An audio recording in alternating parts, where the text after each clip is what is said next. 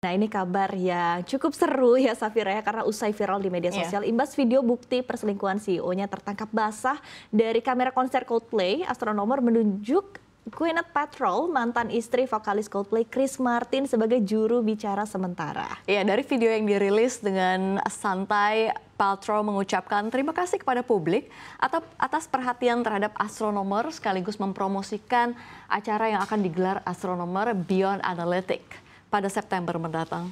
Ya, langkah ini dinilai kreatif karena memanfaatkan sosok ikon yang memiliki hubungan personal dengan momen viral untuk memperbaiki reputasi perusahaan. Sebelumnya di tengah gemparan ini, Astronomer pun mengambil tindakan tegas dan sang CEO Andy Bryan resmi mengajukan pengunduran diri selepas investigasi internal yang menyimpulkan pelanggaran standar etika perusahaan. Selain itu, Chief People Officer Kristen Cabot juga turut mundur dari posisinya. Sebelumnya viral di media sosial video kiss cam yang menyorot pasangan penonton yang tiba-tiba canggung dan menghindar dari kamera. Pria yang awalnya terlihat memeluk wanita di sampingnya langsung membungkuk, sementara sang wanita menutupi wajahnya. Reaksi tersebut memicu tawa di stadion dan candaan dari Chris Martin yang berkomentar entah mereka berselingkuh atau sangat pemalu. Spekulasi ini pun meluas dan mengarah pada identitas pria tersebut sebagai Andy Byron, CEO perusahaan teknologi Astronomer, dan Kristen Cabot, Chief People Officer Astronomer. Video momen kiss cam tersebut langsung viral di media sosial dan menjadi meme internasional.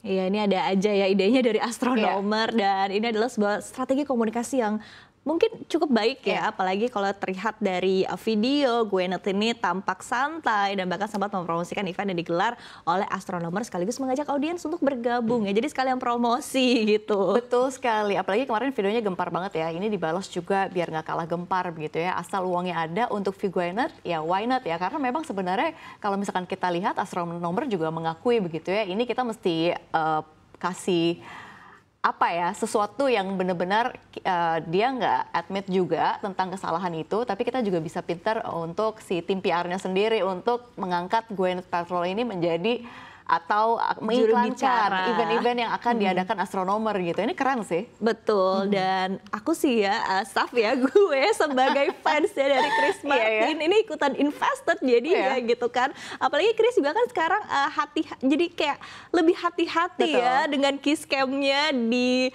konser-konser berikutnya, dan ini lucu banget ya kalau ngeliat Chris Martin tuh jadi suka komen, ini pasangan beneran kan, ketika ada pasangan banget gitu.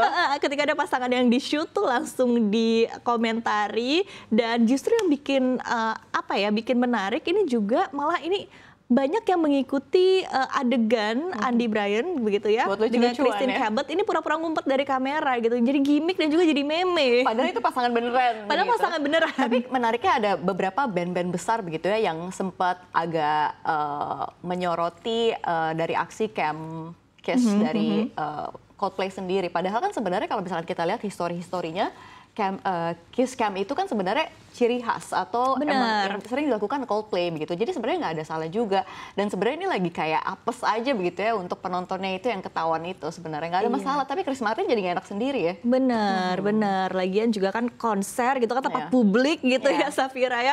Dan di satu sisi juga one thing begitu karena sebetulnya Chris Martin dan Gwyneth Paltrow balik lagi ya tadi ke si case-nya Gwyneth yang di-hire oleh Astronomer. Ini kan sebetulnya hubungan dari Chris Martin dengan Gwyneth Paltrow ini juga masih sangat baik ya, dan bahkan mereka juga sampai sekarang tuh masih berteman gitu. Jadi tentunya ini nggak ada sentilan khusus untuk Chris Martin, jadi no hard feeling at all. Iya betul, apalagi saat mereka berpisah juga, Gwyneth kan sempat tuh ikut berpartisipasi sebenarnya dalam lagunya Coldplay yang judulnya Everglow. Bahkan ada liriknya juga nih Fa, yang sebenarnya turut dinyanyikan Gwyneth. Bahkan ada satu lirik yang mengena banget gitu ya, we're friends till we die. Iya, jadi mereka emang sampai sekarang juga masih berteman, ngurus anak juga masih begitu ya soal kasus ini ya.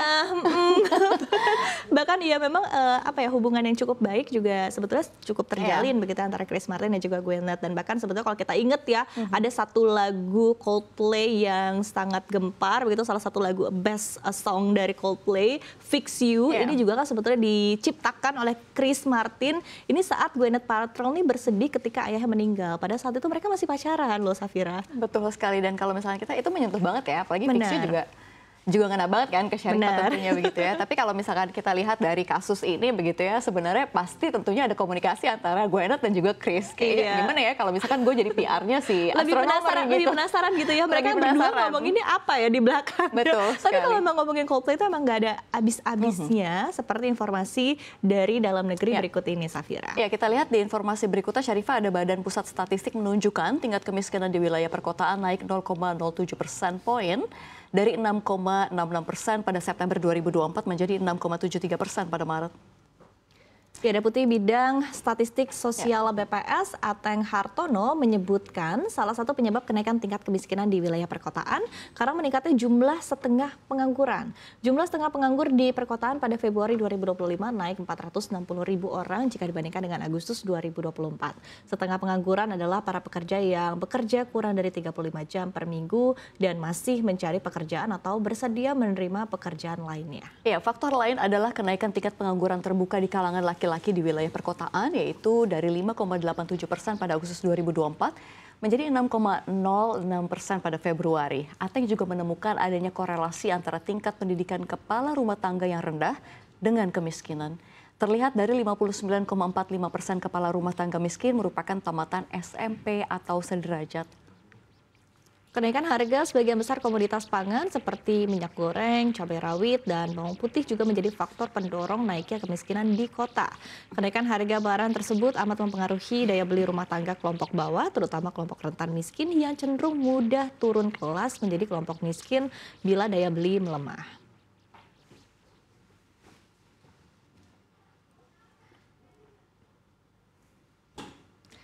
Iya, Safira. Jadi tingkat kemiskinan di kota naik karena pengangguran meningkat dan karena harga-harga yang naik. Karena memang tidak bisa dipungkiri ya, Safira, kalau misalnya apa-apa naik dan kita tidak memiliki pendapatan atau misalnya pendapatannya stagnan gitu kan. Jadi apa yang bisa kita beli ini berkurang. Betul sekali. Dan sebenarnya kalau saya sendiri juga jadi khawatir dengan angka kemiskinan yang di kota tentunya ini makin naik lagi ya, Syarifah. Karena kalau misalkan kita lihat ini di mana-mana sebenarnya dikabarkan susah mendapatkan pekerjaan dan itu nyata banget begitu. Seperti kemarin ada job fair begitu, antara permintaan dan penawaran gak sinkron. Ini kan sebenarnya bahaya sekali begitu. Benar, jadi banyak juga data-data lain ya, seperti misalnya yang baru lulus kuliah, Gen Z ini sulit dapat pekerjaan, kemudian juga banyak hal-hal lain dan kondisi ya mencekik ini membuat tren PHK kembali naik ya, Safira, dan bahkan dengar sendiri juga banyak perusahaan yang melakukan layoff. Jadi nyari kerja susah, perusahaan yang ada juga dikabarkan juga melakukan layoff ini tidak sedikit begitu, sehingga ini memang kondisinya perlu kita khawatirkan bersama. Betul, dan salah satu harapan terbesarnya adalah sebenarnya dari pemerintah begitu ya. Pemerintah kan perlu melakukan upaya ekstra dalam menjaga tingkat kemiskinan dan daya beli masyarakat.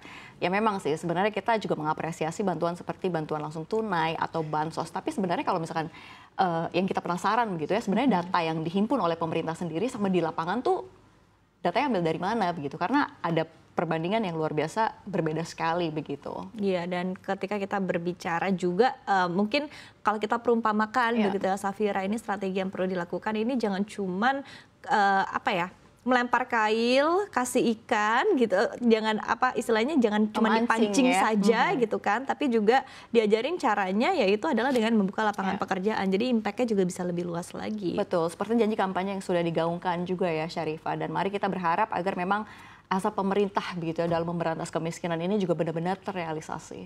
Betul sekali, dan semoga juga target kemiskinan 0%, target angka miskin ekstrim ini juga bisa jadi 0%, angka yang cukup ambisius ya, karena memang tiap tahun ke tahun ini memang targetnya 0% begitu ya, dan kita harapkan juga tentunya ini bisa terrealisasi dan ini juga bisa menjadi amunisi untuk Indonesia menjadi negara maju di tahun 2045. Ya, kita punya target besar ya untuk menjadi Indonesia emas 2045. Masih optimis ya, Syarifah? Masih harus optimis, Safira. Ya.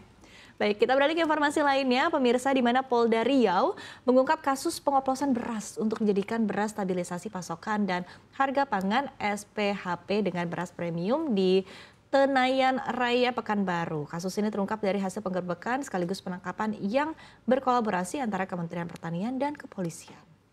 Menteri Pertanian Andi Amran Sulaiman menerangkan polisi telah menyita 9 ton beras oplosan dari seorang pengusaha atau distributor lokal berinisial R yang kini sudah ditetapkan tersangka. Atas perbuatannya diperkirakan masyarakat harus membayar Rp5.000 hingga Rp7.000 per kilogram lebih mahal dari yang seharusnya. Bahkan diperkirakan selisihnya dapat mencapai Rp9.000 jika dioplos menjadi beras premium. Selain itu diduga kualitas beras juga berada di bawah standar mutu. Amran menilai praktik pengoplosan beras telah merusak program SPHP yang diatur dalam Undang-Undang Nomor 18 Tahun 2012 tentang pangan.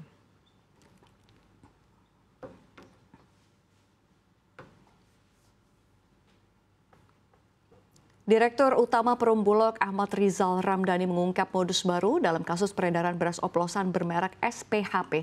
Ia menegaskan beras yang dioplos bukan berasal dari gudang Bulog, melainkan dari luar dan hanya menggunakan karung SPHP bekas untuk mengelabui konsumen. Rizal menjelaskan pelaku membeli kantong kosong bekas beras SPHP lalu mengisinya dengan beras kualitas rendah. Untuk mencegah kejadian serupa, Rizal mengatakan Bulog memperketat pengawasan dengan menurunkan tim satuan pengawasan internal ke seluruh daerah. Bulog juga menggandeng berbagai pihak untuk pengawasan, termasuk Koperasi Desa Kelurahan Merah Putih. Lebih lanjut, Rizal mengaku sudah memberi perintah untuk menindak pelaku penjualan karung SPHP ilegal.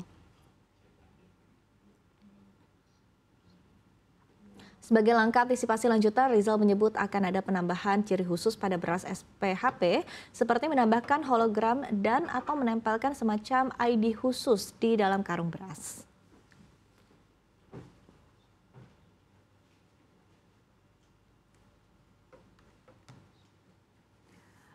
Ya, Syarifah, beras oplosan lagi. Ini sebenarnya ada modus baru lagi ya, Syarifah? Iya, Safira. Jadi ini modusnya beda lagi ya dengan sebelumnya. Kalau sebelumnya yang temuan di Jakarta dan sekitarnya ini kan modusnya adalah beras premium yang mutunya diturunkan. Jadi saat pengemasan mesin disetting agar beras broken yang masuk ke kemasan ini sekitar 20% dan ini standarnya beras medium ya. Karena kalau premium ini beras brokennya ini sekitar 5%, Safira. Iya, jadi sebenarnya seharusnya masih aman dikonsumsi. Cuman memang dari selisih harga ya itu juga cukup merugikan masyarakat ya, Syarifah. Betul, dan memang ini yang menjadi pertanyaan juga masalah isu keamanan tadi seperti yang disampaikan oleh Safira begitu ya, masalahnya sebetulnya aman-aman saja begitu ya, karena tadi permasalahannya adalah isi beras yang tidak sesuai dengan kemasannya begitu. Jadi kemasan terteranya adalah beras premium tapi isinya adalah beras medium begitu. Jadi masyarakat yang membeli ini kan sebetulnya tertipu begitu ya akan kualitas dari jenis berasnya begitu. Nah, bisa dibilang sekarang sebenarnya lebih parah ya. Kalau kemarin-kemarin kan beras premium yang biasanya dikonsumsi oleh masyarakat kelas atas alias orang kaya. Sekarang beras SPHP begitu ya, beras yang ditargetkan untuk kelas menengah di bawah. Ini jadi semua lapisan masyarakat kena tipu semua ya. Sebenarnya jadi dari orang kaya sampai orang miskin ini kena tipu. Tapi sebenarnya poinnya bukan itu ya. Sebenarnya ya memang kecurangan itu tidak bisa diterima begitu ya, Syarifah. Betul, betul. Karena tadi seperti yang disampaikan oleh Safira begitu ya, semuanya jadi kena tipu begitu ya. Karena tadi beras SPHP kan seharusnya memang dikemas oleh Bulog karena isi berasnya adalah beras pemerintah. Kemudian beras yang memang disimpan di gudang Bulog khusus untuk stabilisasi harga. Nah, ini kok bisa-bisanya gitu Safira dioplos sama pedagang kan? Ini yang menjadi pertanyaan. Iya, tapi kayaknya pedagang ini nggak tahu nih siapa backingan Dirut Bulog begitu ya. Ini gila sih, nggak ada takut-takutnya sama sekali, Syarifah. Jadi emang Safira tahu siapa? Kita nggak usah sebut ya. Ya tahu dong sebenarnya. Iva mau tahu nggak backingannya siapa? Presiden loh salah satunya. Bener, karena Bulog kan memang langsung ke presiden gitu kan. Jadi memang hati-hati gitu. Berarti nekat juga ya? Bener, nekat juga gitu. Dan apalagi presiden ini sendiri kan sangat fokus ya Safira akan isu pangan, kemudian juga BUMN pangan ini juga menjadi fokus. Apalagi swasembada pangan ini kan juga jadi fokus utama pemerintah gitu. Jadi ya semoga dengan dibongkar-bongkarinnya kasus ini begitu kan, ini ada target kedepannya akan ada perbaikan lagi begitu. Iya, tapi terlepas dari siapa bookingan Dirut Bulog atau background Dirut Bulog sebagai TNI, menurut saya Syarifah janganlah menipu masyarakat dengan cara-cara seperti itu. Jadi beras SPHP kan tujuannya mulia begitu ya, untuk menjaga stabilitas harga. Jadi disalahgunakan dan itu tidak boleh. Betul, dan sekedar informasi ya untuk masyarakat juga, jadi beras SPHP itu kualitasnya setingkat beras premium, tapi dijual dengan harga setingkat beras medium. Tuh coba kurang baik apalagi pemerintah ya Safira ya. Apalagi kalau masyarakat kan sudah tahu kalau beras aslinya SPHP pasti akan curiga kalau misalnya isi kualitasnya rendah gitu kan. Sudah pasti oplosan alias palsu. Jadi kalau misalnya ada tanda-tanda kecurigaan dikit ya bisa jadi ya dilaporkan ya. dilaporkan. Tapi ini, jangan sampai masyarakat jadi panik ya. Masyarakat kan perlu juga paham ya bahwa beras SPHP seperti yang tadi Iva sampaikan itu kualitasnya premium. Jadi kalau memang menemukan beras SPHP yang mutunya rendah, jangan segan-segan untuk segera dilaporkan. Betul gitu. sekali.